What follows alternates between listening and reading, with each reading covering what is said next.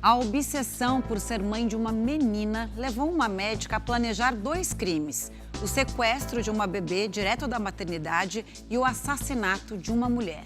Essa semana ela acabou presa, suspeita de participar da morte de uma farmacêutica para ficar com a filha dela.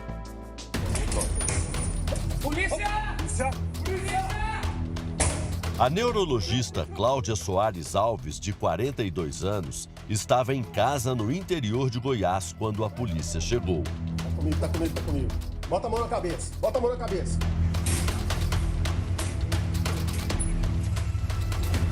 A prisão é um alívio para 2 famílias de Uberlândia, no Triângulo Mineiro, a 535 quilômetros de Belo Horizonte. Um pouco aliviado, sim. Por ela ter voltado para a prisão. Por ela ter voltado para a prisão. Eu acho que para pais, para mãe que sofrem a mesma dor, porque nós não somos os únicos, né? Eu acho que a grande força está nisso. É insistir, ir lá, Confiar, buscar a verdade e Confiar. Estes são os pais de Renata Bocato Denari, farmacêutica de 38 anos, assassinada em 2020. Cláudia também é suspeita de envolvimento em outro crime. No ano passado, ela foi flagrada tentando sequestrar Isabela, uma recém-nascida filha da Natália. Em julho de 2024, vestida com roupas de profissional de saúde e usando um crachá, Cláudia entrou aqui no Hospital de Clínicas da Universidade Federal de Uberlândia. Ela se apresentou como pediatra aos pais de uma criança que tinha nascido há apenas 3 horas. Minutos depois, saiu com o bebê da maternidade, entrou num carro e desapareceu. Câmeras do circuito interno de segurança da universidade mostram a médica fugindo com o bebê. Ela colocou essa neném dentro da mochila e saiu com ela para fora e demorou uns 40 minutos, se eu não me engano. Conseguiu sair do hospital, que o hospital é grande. Segundo a polícia, Cláudia pegou a BR-365 e foi para Itumbiara, em Goiás, a 135 quilômetros de distância. E 12 horas depois, foi presa pela primeira vez.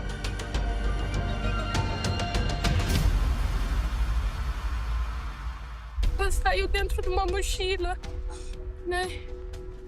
E sem ter tomado nada. Ela voltou para casa e sem nenhuma sequela, assim como Deus falou, ela voltou para nós.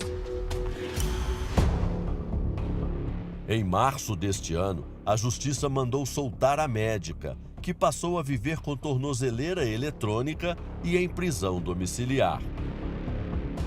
1 ano e meio depois, ela simplesmente cumprindo prisão domiciliar, né? Por um caso tão grave desse que houve, né? Agora, ela volta à prisão pela suspeita de ser a mandante da morte da farmacêutica. Era a manhã de 7 de novembro de 2020. Renata chegava para trabalhar aqui nesta farmácia como fazia há 10 anos. Ao descer do carro, foi surpreendida pelo assassino, que entregou uma sacola para ela e atirou várias vezes. O crime foi filmado por esta câmera de segurança.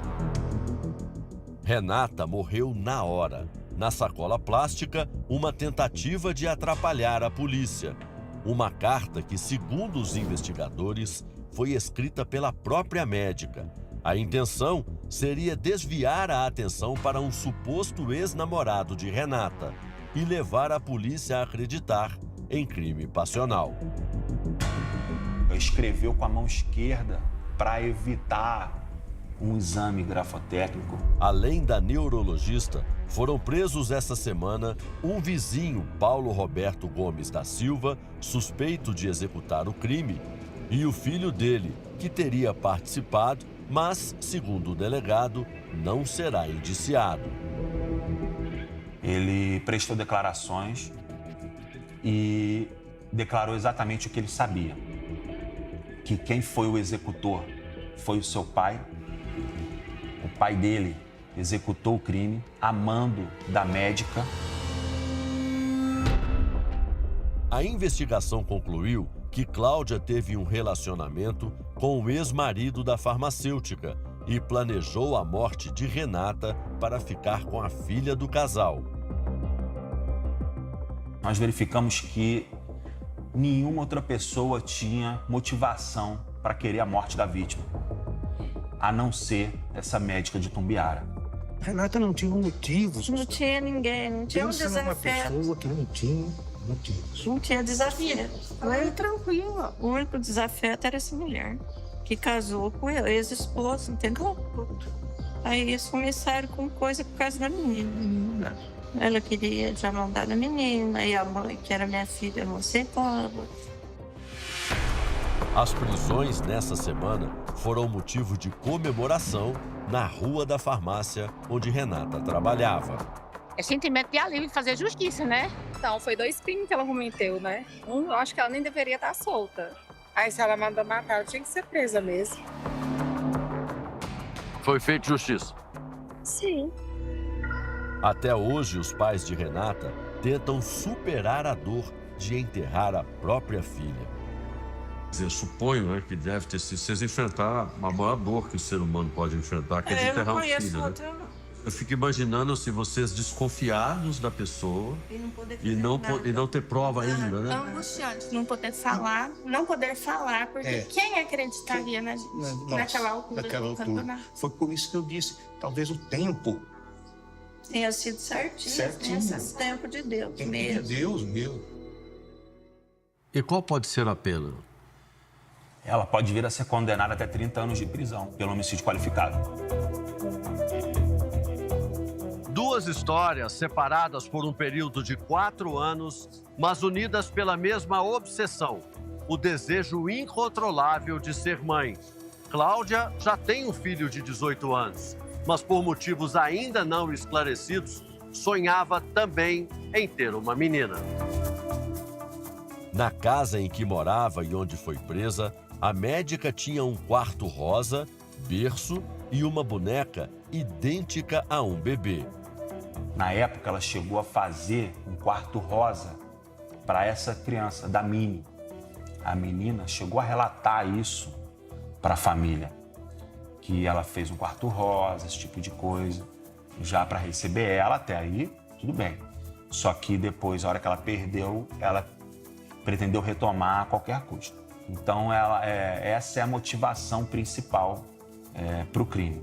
Ela já foi interrogada? Foi interrogada uma vez já e negou a autoria. A obsessão da médica, segundo a psicóloga judicial Deise Gomes, caracteriza uma mente doente. É uma mente desequilibrada. Então ela se sente no direito em roubar uma criança, em tentar matar a mãe dessa criança para assumir o lugar. E por que isso? Isso são transtornos de personalidade que podem ser, pode navegar ali nos transtornos entre o borderline, o transtorno de personalidade narcisista, que é onde tem a maior incidência dessa posse, desse poder de mando, né? Os processos correm em segredo de justiça. Natália e Edson, pais de Isabela, contrataram advogados para manter a médica na prisão. E a gente continua com os recursos para que ela permaneça encarcerada durante o prosseguimento dessa ação penal. Embora ela já esteja presa pelo homicídio. Exato, porque é por um outro crime.